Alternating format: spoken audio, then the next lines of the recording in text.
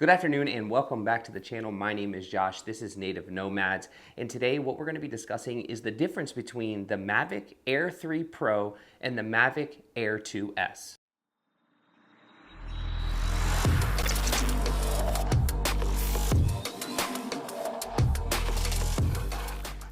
So before we get started, I want to say thank you for stopping by and checking out today's video. I hope that you find it helpful. If you do, at any point, please hit the like button, leave a comment on your own experience with both of these drones, and share it with somebody if you feel so inclined. Now, I am an adventure-based photographer located in Tucson, Arizona, and I have been using both of these drones for long enough to feel comfortable sitting here and having this conversation with you and helping you decide if the Mavic Air 3 Pro is actually worth an upgrade over the Air 2s. I have had the Air 2s for almost 2 years. I have logged hundreds of hours of flight time with that drone, and the Mavic 3 Pro is new to me. I just got it on my most recent trip to Italy, and I really used the heck out of it. And I have a lot of things that I want to share that I think will be beneficial to you. Now, what I want to say is this video is going to be pretty much for the layman. I'm not going to dive too deep into crazy specifications and try to digest or dissect all of the information that lies within those specifications. So this is for the person that more is of a hobbyist, not so much a professional, because the professional conversation takes a lot longer. There's a lot more information that you are going to need to hear, and then probably go research to know what the heck that I'm talking about. So I'm going to keep it simple to the things that I think are most important for anybody who is an adventure photographer or just a hobbyist photographer who likes to shoot drone photography. Drone photography for me is new. I just started it. I've been missing out for a long time. I've made tons of video with my drone, but I never really took it to the photography side, and I don't know why. But here we are today, and what we're going to talk about is just all the information that I think you need to know before you make a decision to invest $2,000 or $3,000 into the new Mavic 3 Pro. So before we hop into the specs, what I plan on doing is the drone shots that you see while I'm talking will have, whether they're Mavic 3 Pro or the Mavic Air 2s down in the corner, so you can look at the differences in the video quality as well as the image quality. I'm not going to apply any edits to these videos. These are going to be raw, fresh out of the camera. And for most people, I think recording in normal mode is normally what you do. When you get into a heavy color grading atmosphere and you want to add a lot of pop in your own customization to that video, then you're going to record in a D-Log or something else that's going to give you more creative control over all of the colors. So all of the stuff that is shot and that you're seeing here today is all directly out of the drone with absolutely no color grading applied. And I will make sure to put Air 2s or Mavic 3 Pro, that way you can see exactly which one is capturing the shot.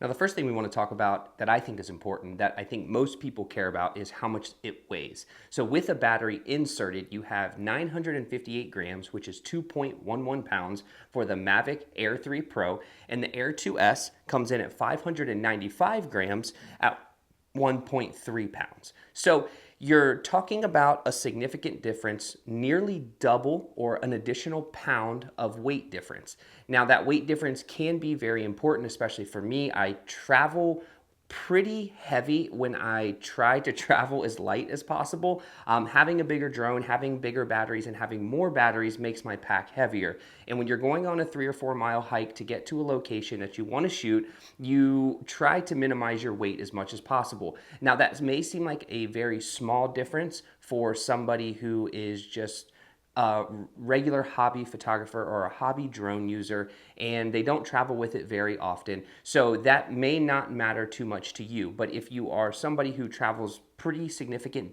distances and you carry a pretty heavy pack, you want to make sure that that pack is as light as possible so you can have all the things that you need when you get to the desired location. So with the weight comes the flight time. Obviously, the Mavic 3 Pro is slightly bigger when it's folded than the Air 2s, But the reason that it's heavier is the battery. And when you're talking about flight time and weight, you are sacrificing something. You're going to get a little bit heavier of a drone, but you're going to get a little bit more out of each battery. Now, the battery for the Pro is 43 minutes in normal mode. The battery for the Air 2s is 31 minutes in normal mode. So those of us who fly in sport, I very rarely do it because it kills the battery, and I don't really need to get anywhere that quick when I'm flying my drone. Sometimes it's probably helpful. My buddies fly in pro or in sport all the time, and it kills their battery. I can fly for a lot longer. I may not get as great of a distance, but the battery time is more important than how far I can get, because I'm usually pretty close to the location I want to be anyways, and I don't need to go as far as some people try to go. Sometimes you do get a better perspective, or you get a better setup for your shot or your video, but for the most part, having additional weight is going to come with better battery, and you're going to get more battery out of your Mavic 3 Pro than you are your Air 2s. So are you going to give up a little bit of weight to get a little bit more battery, or vice versa? What is it going to be that's going to tip the scale in order for you to take the jump to get the Mavic 3 Pro? So far, if we're just talking about if it's worth the upgrade off of those two specs, I don't think it is, but there's a lot more to come on what this Mavic 3 Pro can do versus the Air 2s. As stated previously, let's hop into the things that are super important, like the megapixels of the two cameras. Now, I'm going to start with the Air 2s here because I think it's important for you to realize just how big of a jump it's going to be when you get the Mavic 3 Pro. So the Air 2s has a 1-inch sensor, and it shoots at 20 megapixels. Now, you can record 4K 60 frames, 4K 30 frames. If you record in 24 frames, whatever it is, you can still get that 30 and 60 frames per second out of your 4K mode on the camera. But when we talk about the megapixels of an image, you have a 1-inch sensor on the Air 2s. Now, the Mavic 3 Pro, its standard sensor, the largest sensor that it has, is 20 megapixels. At 3 times zoom, it is 48 megapixels. And the 3 times zoom on the Mavic 3 Pro is unbelievable. It provides you such a different look at an image or at a scene, and it is absolutely gorgeous. And the 48 megapixels make all the difference in the world. That right there, for me, is one of the reasons that I begrudgingly decided to purchase the Air 3 Pro, because I did not realize how big of a difference that Hasselblad camera makes on the Air 3 Pro, and it really does change the game. It also has a 7 times zoom that you can use, and it is 12 megapixels. So as you start increasing the digital zoom past that 3, you start to lose megapixels rapidly. And it's really the same case with the Air 2s. The Air 2s has like a up to a ×8 digital zoom, but every time you zoom in further, you're losing megapixels. And that's one thing that I was kind of frustrated with is, you know, sometimes you can't get your drone really close to a subject or to a scene, and the image is really big. If you try to zoom in at all, you lose a bunch of megapixels and a bunch of data in that image or in that video. And that is one thing that was completely solved with the Mavic 3 Pro, and that's why I had to have it when we were in the middle of our trip in Italy. We stopped in Milan. I got the new drone, and the second part of my trip in Italy was all shot on the Air 3 or the Mavic 3 Pro. Now, for those of you who want to get crazy and you want to record in 5.4K, both of these drones can record in 30 frames per second at 5.4K.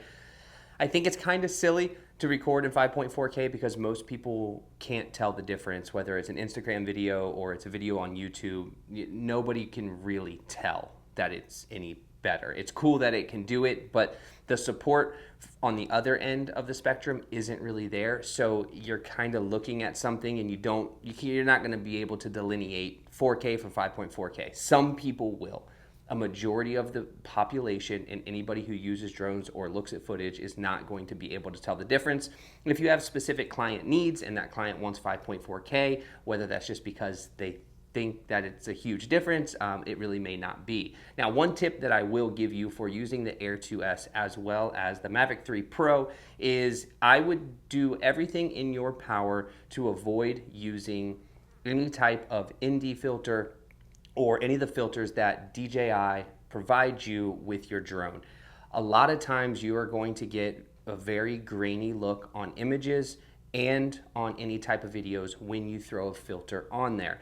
It's just because it's basically wearing sunglasses, so the sharpness is not the same.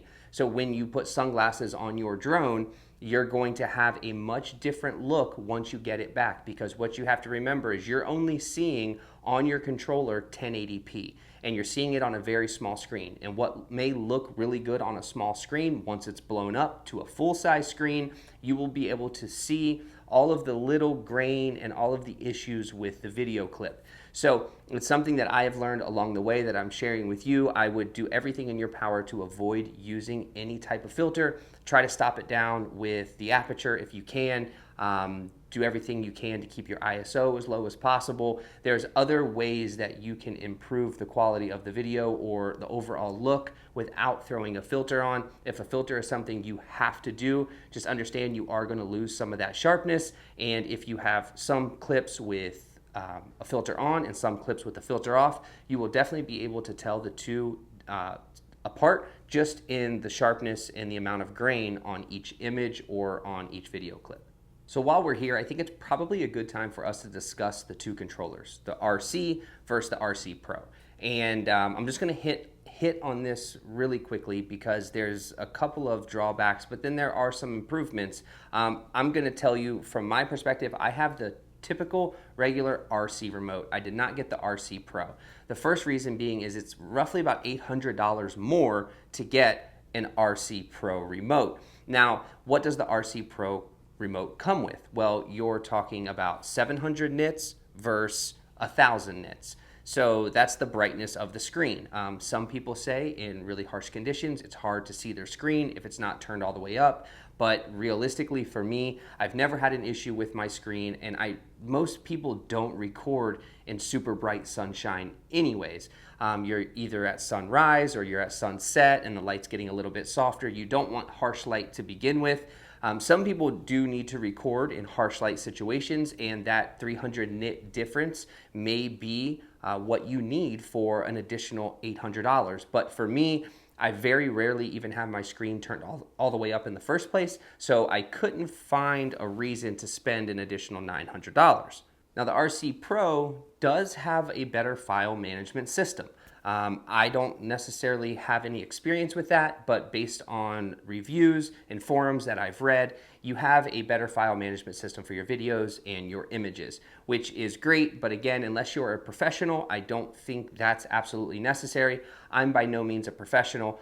The work that I do is for myself and a small group of clients, so it's not something that I need to be very mindful of. I can put my memory card in the drone, take it out, and I can manage my files however I need to. I've been rocking with the Air2s now for 2 years, and I've just become accustomed to managing my own files. So unless file management is super important to you, I wouldn't put too much into the RC Pro remote, and I would just stick with the RC and save yourself some money. Now, one of the drawbacks for the RC Pro remote is it only has a listed 3-hour battery life versus a 4-hour battery life with the RC. So the RC has a longer battery, and that's just because it doesn't have the brightness of the screen, and that's really the only thing I could think of. It does probably require more power for the RC Pro in order to use the additional antennas. The RC Pro has 2 external antennas as well as 2 internal antennas, and you're supposed to be able to go up to 50 kilometers in range with each of these remotes. I would not fly your drone 15 kilometers, ever. We were in Italy just outside of Cormeilles, and we were flying around this mountain range, and I was losing signal, and my buddy David, who has the RC Pro, was not losing signal, but there was a huge mountain in between the two of us. So in between myself and the drone. So there was a lot of interference there. So you just have to be mindful of the places that you're going, the places that you're flying, and you can save yourself $800 by just getting the RC remote. Again, if you're not an actual professional and this is not a way that you make money, I would not invest too much money into the RC Pro, and I would just get the RC, save yourself some cash. And if you ever find yourself absolutely needing it, you can go purchase the RC Pro without a problem. So the last topic I want to touch on is the internal storage of the two drones. Internal storage of the two drones is super important. Now the Mavic 3 Pro has an 8 gigabyte of internal storage. So if you forget to pop a memory card in, you can simply plug your drone up to your computer through a USB-C, and you can take all the data off of your drone and put it directly on your computer, but it only goes up to 8 gigabytes. The Air2s also has 8 gigabytes of storage. So you're not getting anything more until you move up to the Mavic 3 Pro Cine. The Mavic 3 Pro Cine, which we're not going to get into today because I do not have it. I have no experience with it, and I cannot justify spending the amount of money on that drone because it's roughly, I think, $5,000 for the Fly More combo. You get a terabyte of internal storage, which is great, but again, you shouldn't have a terabyte of anything ever on, you should just never be rocking a terabyte of anything. You should be able to offload. You have to get into a system and a workflow where you're offloading your footage as quickly as possible and getting it to a safe place, because external hard drives, memory cards, all that stuff can fail, and it's much safer on your computer than it would be left on any type of device that's outside of your computer. That's my 2 cents. Everybody probably has their own interpretation and take on that, but I'm just telling you what I think when it comes to internal storage. 8 gigabytes for the Air2s, 8 gigabytes for the Mavic 3 Pro. That's probably one good solid flight going through 3 batteries, taking pictures and videos. You could probably pack 8 gigs on your drone without having to worry about a memory card, and they're both pretty much the exact same in terms of that capability. Okay, so that's it. That's my take on the Air2s versus the Mavic 3 Pro. Like I said, I have had plenty of time with both of these drones to feel comfortable making this video. If you have any input, questions, or suggestions on this video, please put them in the comments. This type of content is relatively new for me. I'm only doing it because it's fun and I'm kind of interested in these things right now. And as time progresses, that may change, but I hope that this suits you well and helps you make a decision. Again, I do not sell these. I'm not sponsored by DJI. I did not get these drones for free. I paid absolutely full price for both of them with 0 discounts. So this is not a sponsored video where I am encouraging you to purchase one or the other. I just wanted to give you facts. If you do intend to purchase one of these 2 drones, I will put the link in the description for both of these drones, and if you use that link, I will receive a small commission. I will be extremely grateful if, in fact, you use that link. If you don't use that link, no harm, no foul. I hope you get the information and the drone that you're looking for, and I will see you on the next one.